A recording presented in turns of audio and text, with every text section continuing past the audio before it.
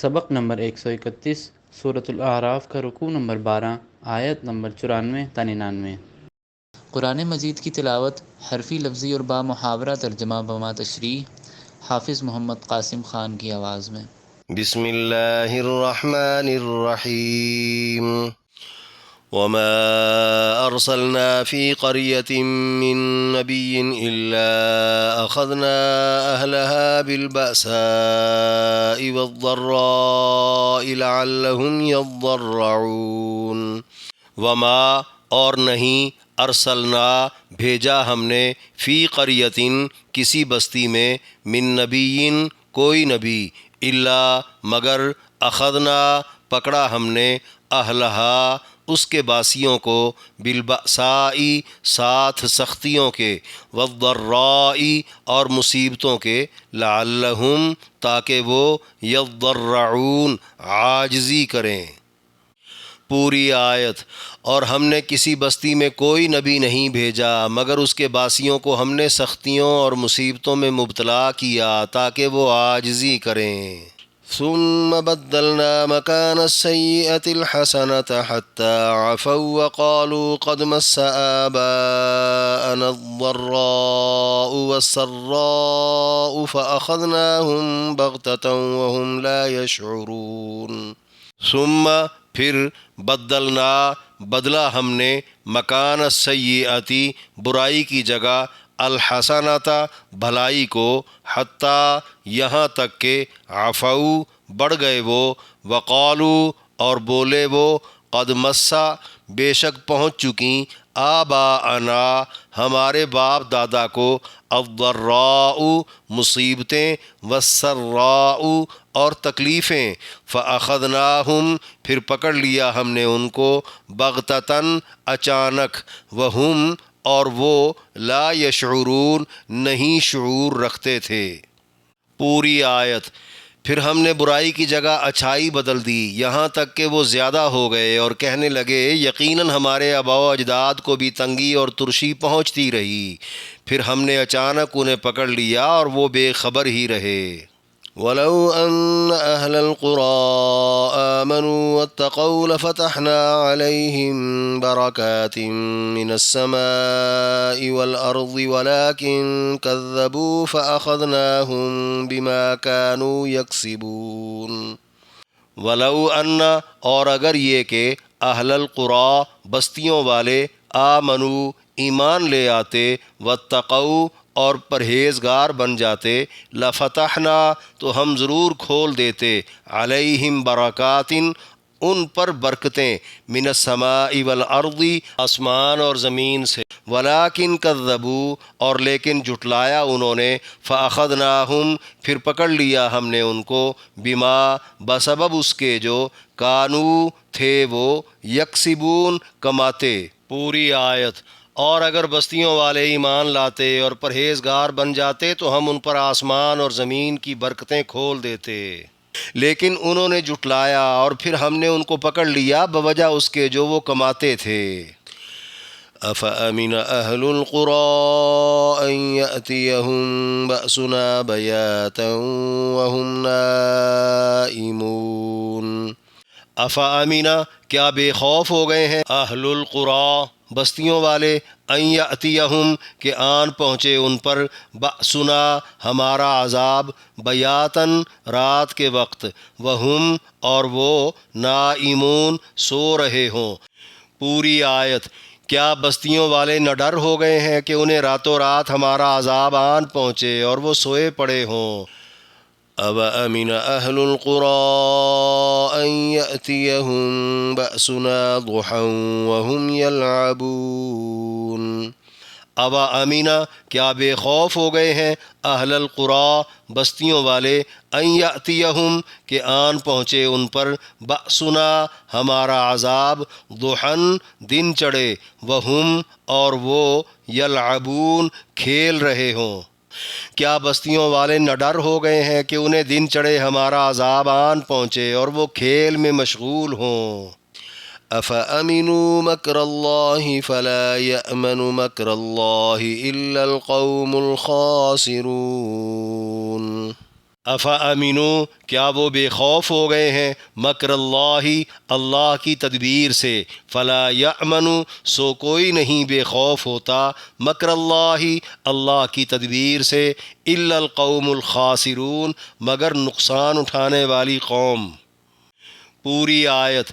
کیا وہ اللہ کی خفیہ پکڑ سے بے خوف ہو گئے ہیں؟ اللہ کی خفیہ پکڑ سے تو کوئی بے خوف نہیں ہوتا سوائے نقصان اٹھانے والوں کے۔ سورۃ الاعراف کے 12ویں رکوع میں درج 6 آیات کی تشریح۔ آیت نمبر 94 وما ارسلنا فی قریۃ سے لعلہم یضرعون تک فرمایا، اور ہم نے کسی بستی میں کوئی نبی نہیں بھیجا مگر اس کے باسیوں کو ہم نے سختیوں اور مصیبتوں میں مبتلا کیا تاکہ وہ عاجزی کریں۔ یعنی ہلاک شدہ قوموں کے چند واقعات تک کی بات محدود نہیں، اور نہ ہی ایسا ہے کہ خدا نے غصے میں آ کر ایک دم کسی بھی قوم کو ہلاک کر دیا ہو، بلکہ خدا کا ہمیشہ یہ دستور رہا ہے کہ انبیاء کو بھیج کر لوگوں کو شر سے خیر کی طرف راغب کیا جائے۔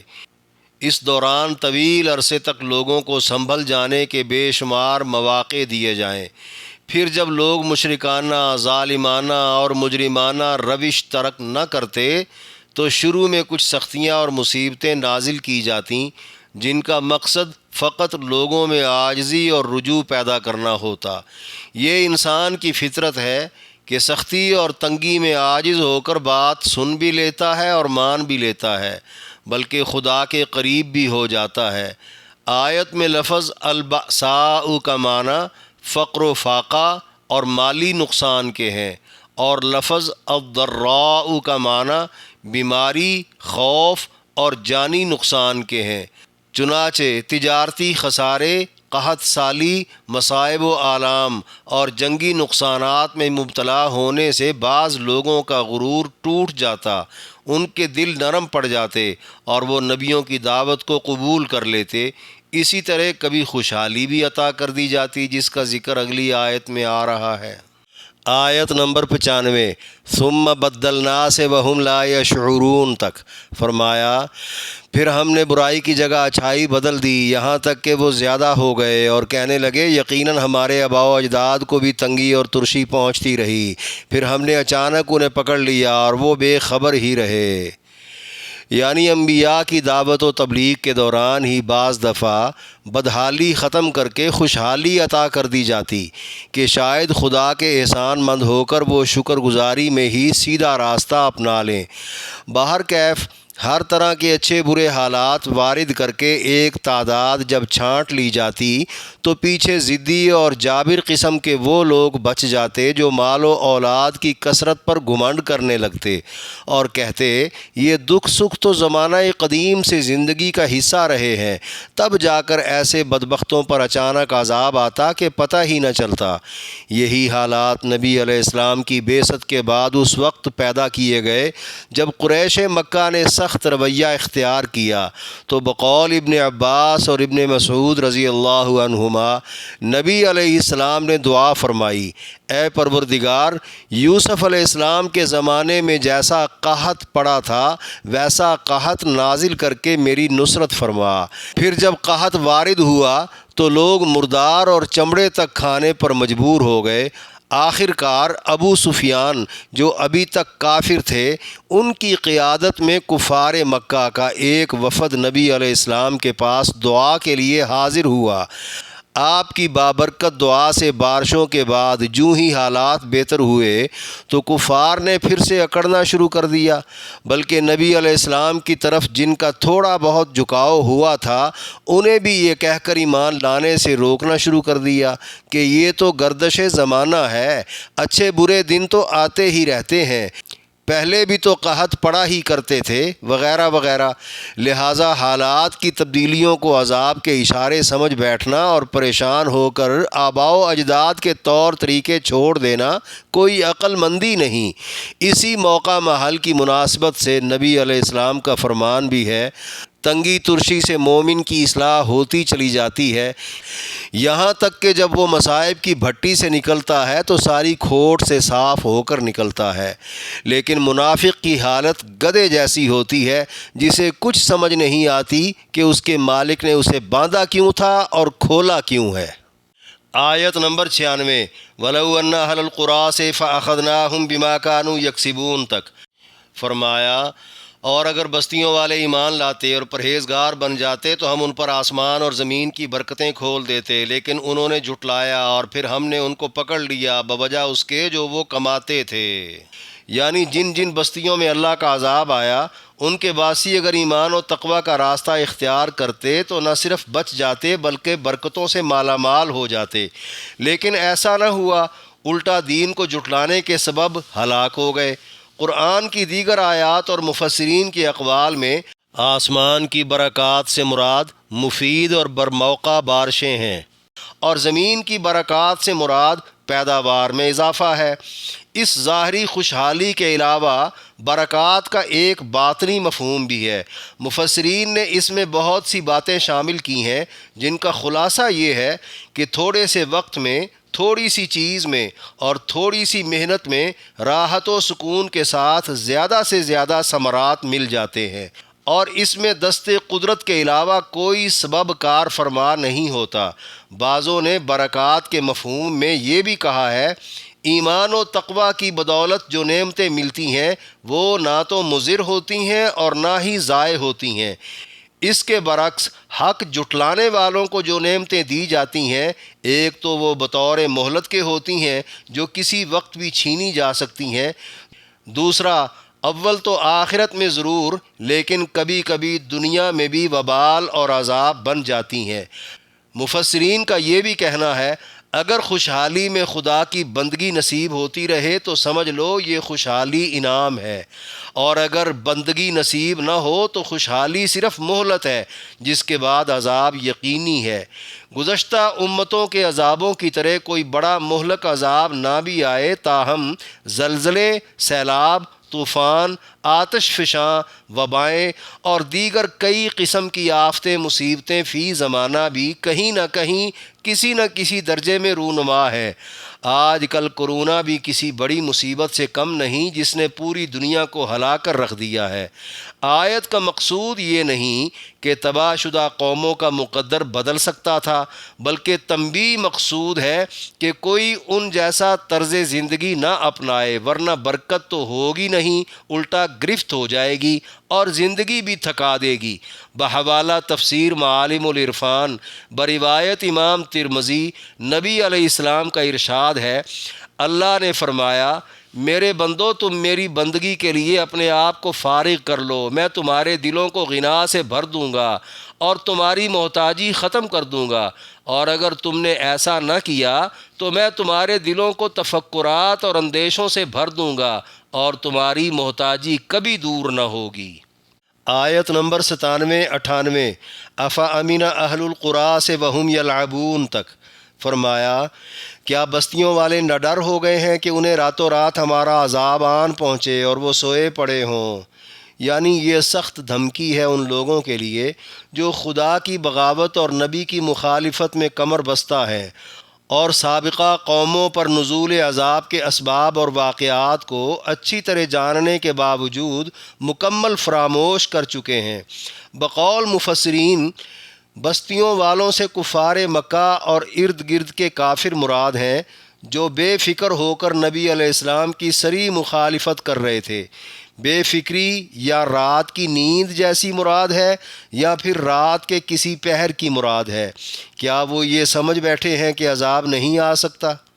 اگلی آیت میں فرمایا، کیا بستیوں والے نہ ڈر ہو گئے ہیں کہ انہیں دن چڑھے ہمارا عذاب آن پہنچے اور وہ کھیل میں مشغول ہوں؟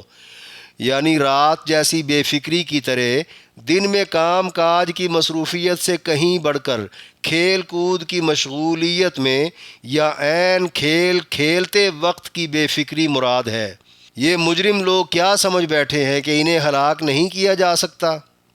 آیت نمبر 99 افامنوا مکر اللہ فلا یأمن مکر اللہ الا القوم الخاسرون فرمایا، کیا وہ اللہ کی خفیہ پکڑ سے بے خوف ہو گئے ہیں؟ اللہ کی خفیہ پکڑ سے تو کوئی بے خوف نہیں ہوتا سوائے نقصان اٹھانے والوں کے، یعنی باغیوں کو خوب دنیا داری میں مشغول کر دینا، پھر جب وہ اسی کو اپنا مقصد حیات سمجھ بیٹھیں تو اچانک عذاب بھیج دینا۔